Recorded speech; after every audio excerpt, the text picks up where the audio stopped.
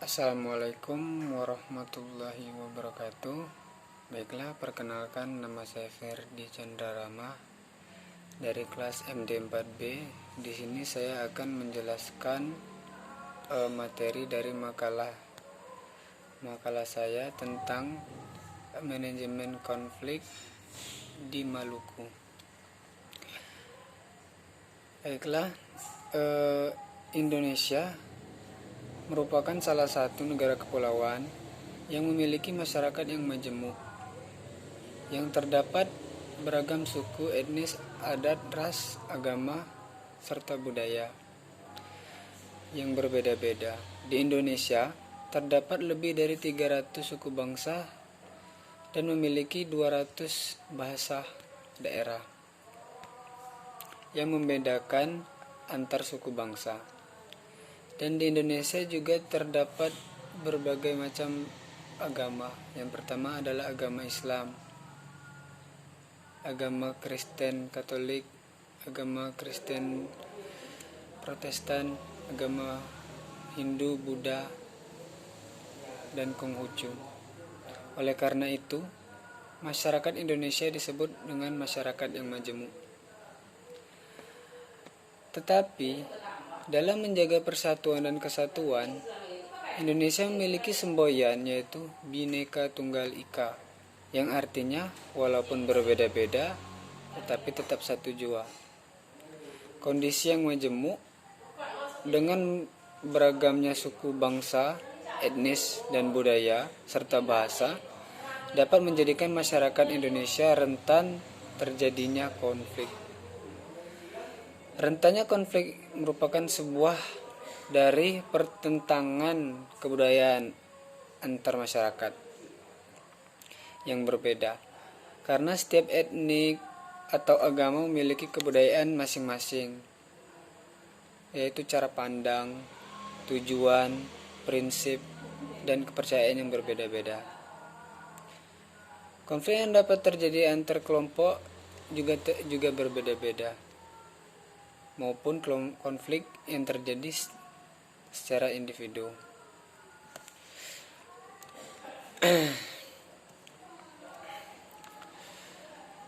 Konflik yang akan saya bahas pada saat ini adalah konflik yang terjadi di Ambon, di Maluku, tepatnya di Ambon. Sering digambarkan sebagai permusuhan lama antara umat Muslim dan umat Kristen, walaupun kenyataannya lebih kompleks. Lebih dari 300 tahun penjajahan Belanda membagi masyarakat Maluku menurut garis besar agama, secara geografis, dan sosial. Penjajahan Belanda membuat orang Kristen diberi akses yang lebih besar dalam pendidikan, posisi politik, sedangkan Muslim menjadi mayoritas pedagang dan pebisnis. Maluku mengalami banyak perubahan sosial selama kepemerintahan Soeharto. Praktek-praktek tradisional diperkirakan telah meredam ketenangan antara pihak Kristen dan Muslim dalam kondisi yang stabil pada tahun 1970-an. Namun demikian, hubungan damai antara Kristen dan Muslim yang terlihat hanyalah lapisan luarnya saja. Menyusul kebijakan pemerintah untuk transmigrasi yang dimulai pada tahun 1950-an, yang dilakukan oleh suku migrasi sukarela dari Bugis dan Makassar yang bertumbuh pada tahun 70-an. Dengan demikian, penduduk Muslim di Maluku semakin banyak dan bertambah. Ditambah lagi, Soeharto mendirikan Ikatan Cendekiawan Muslim Indonesia sebagai alat untuk mengamankan dukungan politik dari kelompok Islam ketika kekuasaan militernya memudar. Hal tersebut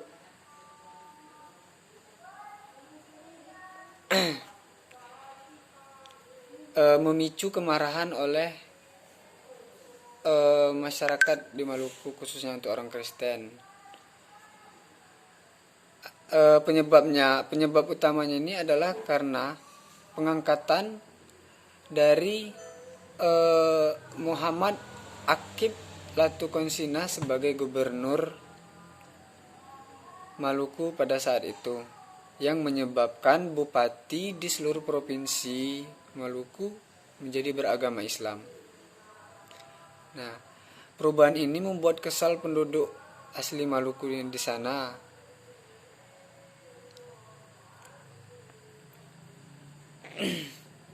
Dan lebih lagi membagi Maluku ke dalam garis agama.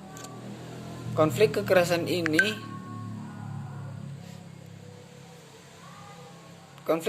di Maluku dan yang sebagian besar terkonsentrasi di Ambon adalah salah satu konflik paling dahsyat terjadi di Indonesia setelah kejatuhan rezim Soeharto. Konflik tersebut merenggut setidaknya 5.000 nyawa pada tahun 1999 sampai tahun 2012 dan mengungsikan sepertiga dari penduduk Maluku Utara pada tahun 1998. Pernah terjadi kerusuhan pecah di Ketapang, Jakarta Utara antara preman Ambon Kristen dan Muslim. Setelah kerusuhan tersebut, hampir 200 preman Ambon dikirim kembali ke Maluku oleh TNI Angkatan Laut Indonesia.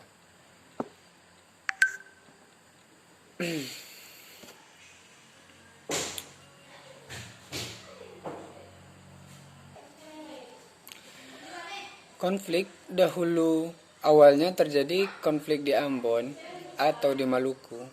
Target kekerasannya adalah pendatang Muslim dari Bugis, Buton, dan Makassar. Setelah eksodus besar-besaran dari para pendatang, konflik menyebar ke wilayah lain Maluku. Konflik yang pecah diperparah oleh desas-desus sekitar simbol keagamaan seperti serangan terhadap masjid dan gereja. Konflik di Maluku sampai mereda pada tahun 1999 ketika perhatian beralih pada awal kampanye pemilu. Hingga akhirnya Partai Demokrasi Indonesia Perjuangan memenangkan pemilihan di Ambon.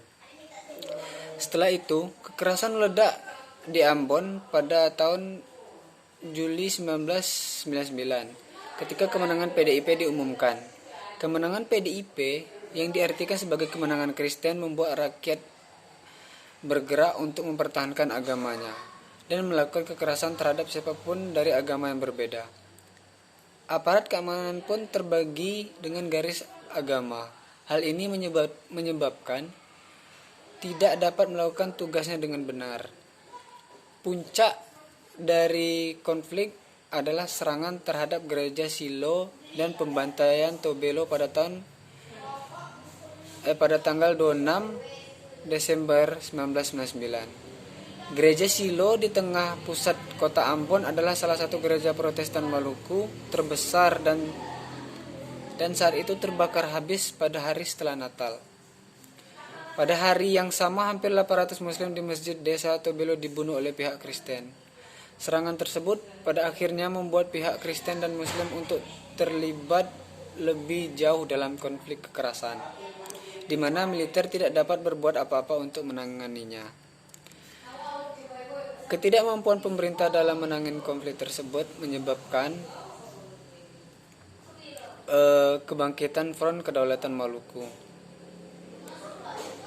pada tahun 2000. FKM adalah sebuah gerakan yang mengangkat warisan Republik Rakyat Maluku dan dibentuk pada tanggal 15 Juli tahun 2000 oleh Alex Manuputi di Kudamati, Ambon. Pada awalnya terbentuk untuk membangun moral penduduk pada saat puncak konflik di mana peran negara lemah. Namun, forum tersebut tidak mendapat banyak dukungan rakyat. Hanya beberapa ratus anggota yang aktif dari populasi provinsi. Hal ini membuat Alex Manuputi menggunakan bendera lama untuk mengajukan FKM. Sementara itu RMS, Republik Rakyat Maluku, merupakan organisasi yang dikenal didominasi oleh Kristen dan mendorong Maluku untuk berpisah dari Republik Indonesia. Baiklah, hanya sekian dari apa yang bisa saya sampaikan. Apabila ada kekurangan saya mohon maaf. Kepada Allah saya mohon ampun. Wassalamualaikum warahmatullahi wabarakatuh.